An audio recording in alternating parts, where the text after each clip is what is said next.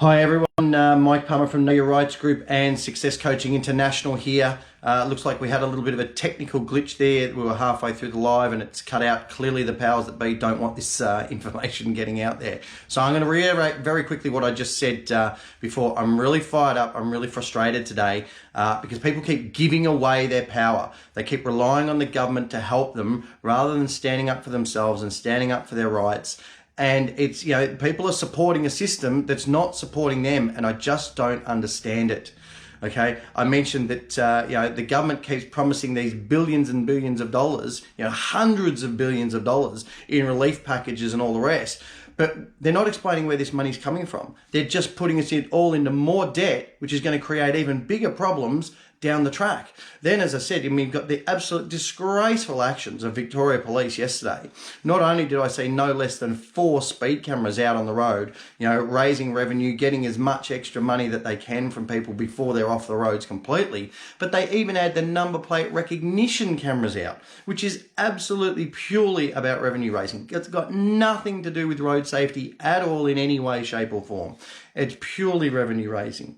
Okay, and why are they doing this? To help fund the government's ridiculous hundreds of billions of dollars worth of payout packages. Okay, it's nuts. It's absolutely insane, and people keep buying into it. And again, there's absolutely no need to, because you should not be paying unjust and unlawful fines. This is all explained in this Aussie speeding fines book.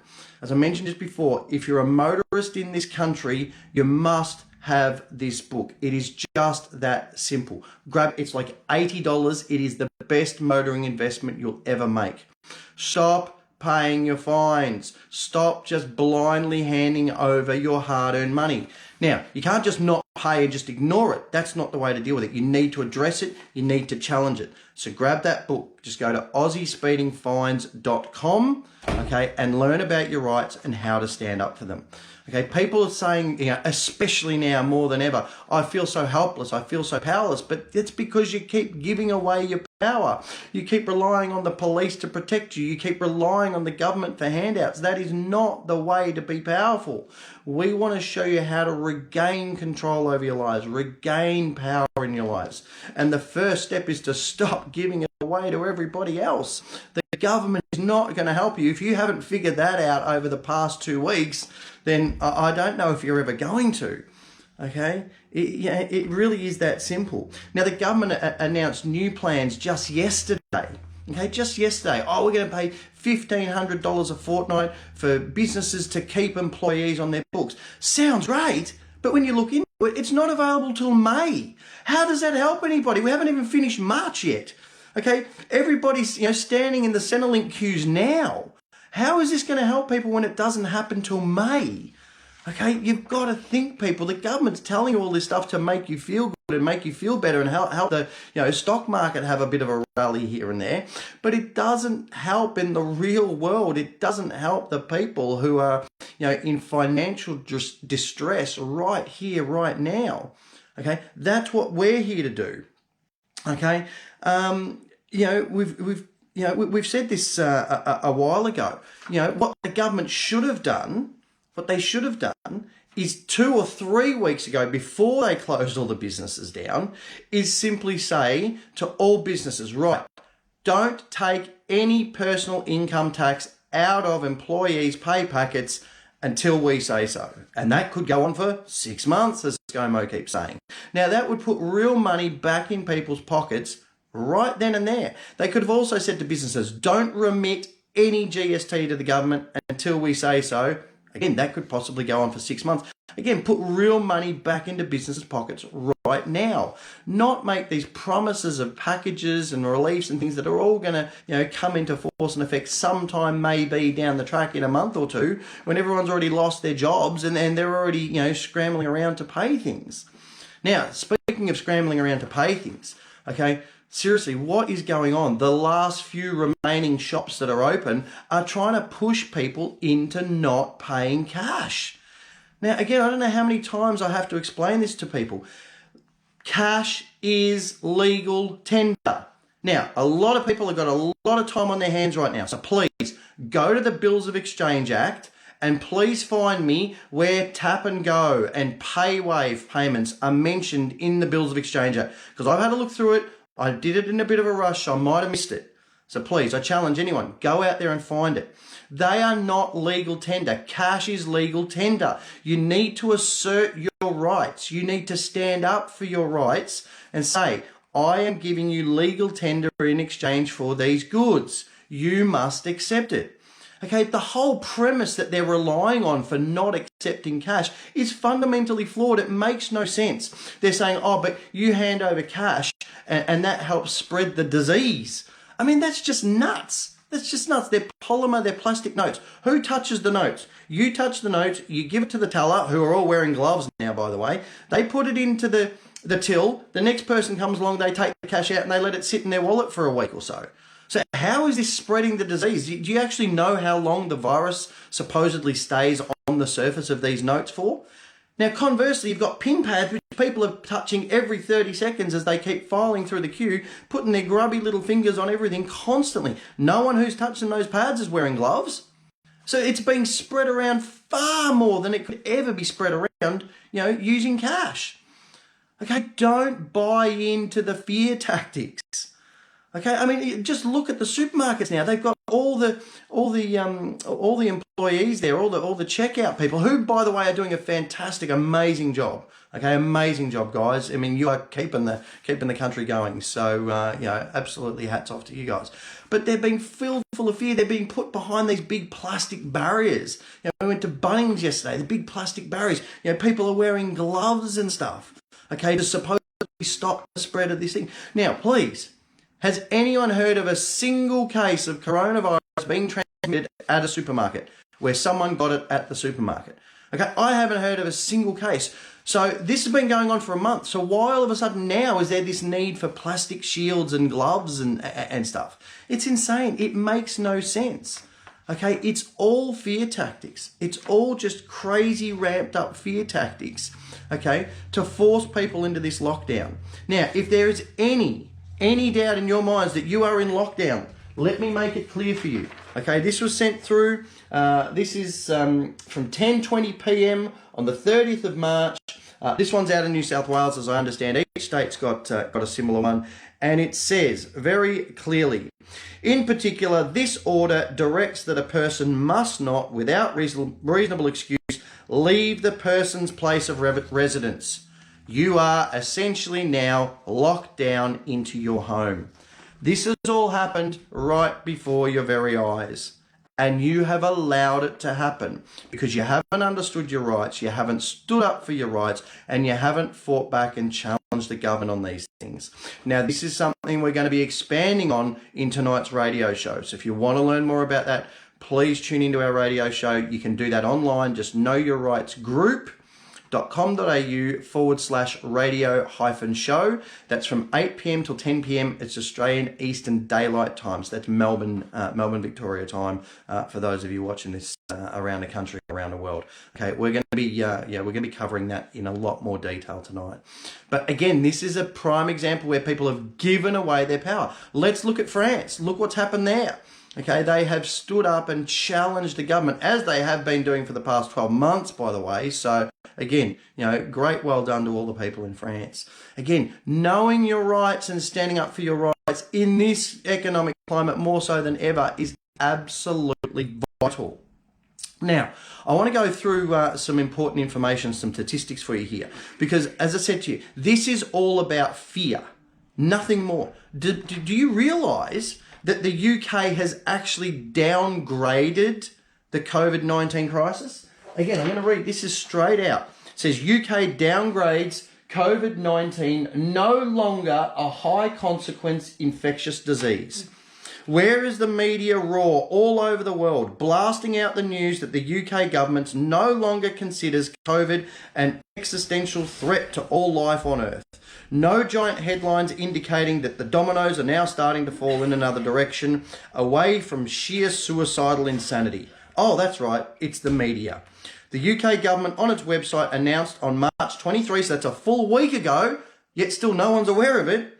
As of 19 March 2020 COVID-19 is no longer considered to be a high consequence infectious disease, HCID, in the UK. Go and look it up. Go and research it, verify, validate for yourself. This is what we're all about at the Know Your Rights group. Don't blindly believe anything I say. Go and research it, confirm, verify, validate it for yourself. Now, here's some figures. Swine flu infected 61 million people and killed 590,000. The H3N2 flu killed 1 million. The H2N2 killed 1.1 million. Killed. COVID-19 has only infected 800,000 people and killed 37,000 people. Not 1.1 or $1 million. Okay, way less than the others, and certainly no cause whatsoever. Okay, the complete global shutdown and complete global lockdown that we are now seeing. Okay, the economic losses from this are going to be huge. They are incomprehensible for most people. Okay, people are spouting the potential death rates from COVID-19, but no one's actually talked about the suicide rates. No one's even touched on that. Now, just think how many people took their lives as a result of what happened in the GFC. How many people took their lives after the Black Monday stock market crash in 1987? Now, already our stock market crash, our property crash has been worse than those already, and it's only going to keep getting worse. Okay? Yes, COVID-19 will cost lives, just as any flu does. Okay? Just as any flu does every year.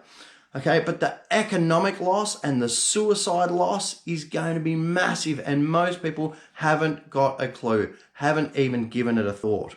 Okay? Yes, look, the stock market's had a few rallies, so what? Okay, the only place it's got to go from here is down because no one's got any money to invest in it.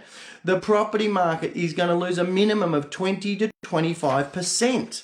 Now think about this. Most people out there have an 80% plus LVR, loan to value ratio. So when the property prices drop 20 to 25%, that's immediately going to put them in negative territory. Now, that's before we even focus on how they're going to pay their monthly payments between, now and 6 months when all of this is over. Okay? So they're going to struggle. They're going to, beg, borrow, steal, whatever they need to do to make their monthly payments, only to get out of this and realise that their property has dropped in value so much that the banks are now going to go, well, thanks for keeping your payment up to date. We're now going to call in the loan because the loan's actually, worth more than the house is worth. Who's actually thinking about this stuff? Who's actually considering this stuff? No, people are just worrying and stressing about, I've got to pay my loan, I've got to pay my rent. Okay? Stop paying. What are you paying for? I've said this before, when one person doesn't pay, that person's got a problem. When 1 million people stop paying, the banks have got a problem. Okay? The banks have been screwing us over for decades. We now have people power going for us. We are now in a position to do something about this. Now, again, I want to make it clear. I'm not just saying just stop paying blindly and that's it, just don't pay. I'm saying challenge these things. Okay? I put out a couple of videos over the last few weeks where I said to people, listen, if you're paying rent, if you're paying a mortgage, if you're stressing financially, how are you going to make those payments? Book in a 15-minute coaching call with me. It's only going to cost you $50. Okay, I'll give you a full money back guarantee with it as well. So if you don't like my strategy, I'll give you your money straight back, no questions asked. And that strategy will put $1,000 real money right back in your pocket now and every month thereafter that this continues. Now, you've got hundreds of thousands of people who've either just had their hours cut or lost their jobs completely. People are stressing left, right and centre. Yet I've had less than, 50 people book in one of those sessions with me. It's like you'd rather rely on the government to help you. That makes no sense. I can't understand it. And then listen, it's great for me because I've only got so many hours in a day. I can only spend so much time on the phone making those calls. Okay, but I thought I'd be bombarding and would be weeks behind on calls. Why do people, insist on relying on the government handouts to help them rather than real, proven, tried, tested strategies that are going to make a difference in their lives. It's the same with, your credit cards, your personal loans. Okay, these are all addressed in this Bank Secrets book. Okay, these are all invalid. They're all illegal. You can challenge them. Have a look on the banksecretsrevealed.com.au website. Look at the video testimonials for people who've written off $10, $20, $30, $40,000 worth of unjust, unlawful loans, credit cards. Okay, grab this book. Again, it's like $80. It could save you thousands, if not tens of thousands of dollars. Okay, and if you're going to challenge your mortgage potentially, if yours might be one of the $500 billion worth of liar loans in existence, it could potentially save you hundreds of thousands of dollars for $80. And again, there's a full money back guarantee with it. Okay, I mean, those things should be flying off the shelves. All right, go and grab a copy of these books and learn about your rights and start fighting back rather than just blindly handing over your hard-earned money, especially when most people don't have a job and don't have any hard-earned money to hand over. Okay, this is crazy stuff, guys. Crazy, crazy stuff.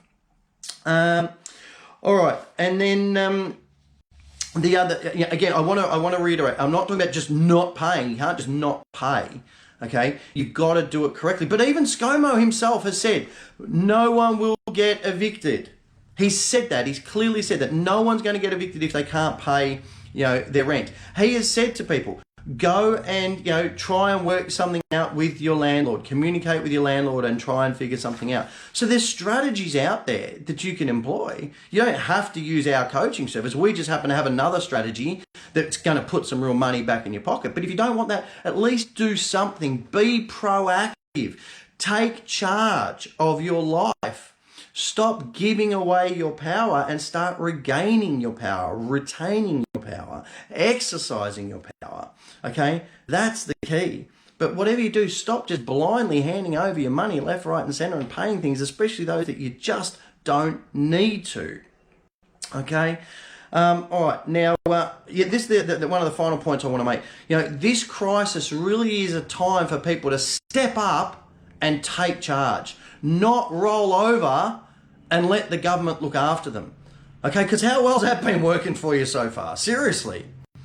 Okay, when everybody takes charge, when everybody learns about their rights and everybody exercises their responsibilities, because the two go hand in hand, you do need to be responsible as well. But when you take charge, when you're proactive, when you take control of your life, and you take responsibility for your life, there will be no need for us to be governed. Look at the word govern, government. Govern means to restrict. Why do we need to be restricted?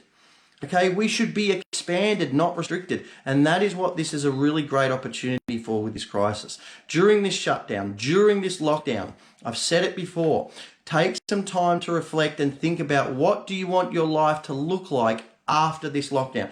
Are you going to roll over and hand yourself over, to the government and look, inject me with whatever, pay all my bills for me, please look after me, please save me, please rescue me? Or are you going to use this time to take control over your life, to take charge over your life, to stand up for yourself, okay, and take control of your life moving forwards, when we get to the other side of this? All right, so please, if you want to learn about your rights in general terms, the final one I'm going to mention, of course, is the Know Your Rights book. As it says there, the essential step-by-step manual for understanding and exercising your rights. Knowledge isn't power. That's a farcical idea. Knowledge put into action. That's true power. So you need to first learn the information and then you need to follow the steps. All the steps are there. All the letters are in these books. So grab these books that you can obviously get from knowyourrightsgroup.com.au website. Just click on the ebook tab and you can order that. But start getting your head around your rights, start learning these strategies, and now you're sitting at home with not much to do, so this is the perfect opportunity to start taking action on these things, writing these letters, writing letters to your banks, writing letters about fines, writing letters to local councils about rates, writing my will letters to politicians, expressing your will to them, getting your head around the Commonwealth Constitution, all this kind of stuff, learning what your options are in relation to mandatory vaccination laws in case that comes in, which is very likely as well in the near future. So please get your head around this stuff, learn this stuff, and really start taking action. Start taking control of your lives again. All right, and please don't forget our radio show, 8 p.m. Australian Eastern Daylight Time tonight, Tuesday night. knowyourrightsgroup.com.au/radio-show. There's a big black listen live button. Just click on that and you'll be able to tune into us. Other than that, everyone, take control of your lives. Take charge, be proactive, and stay safe out there.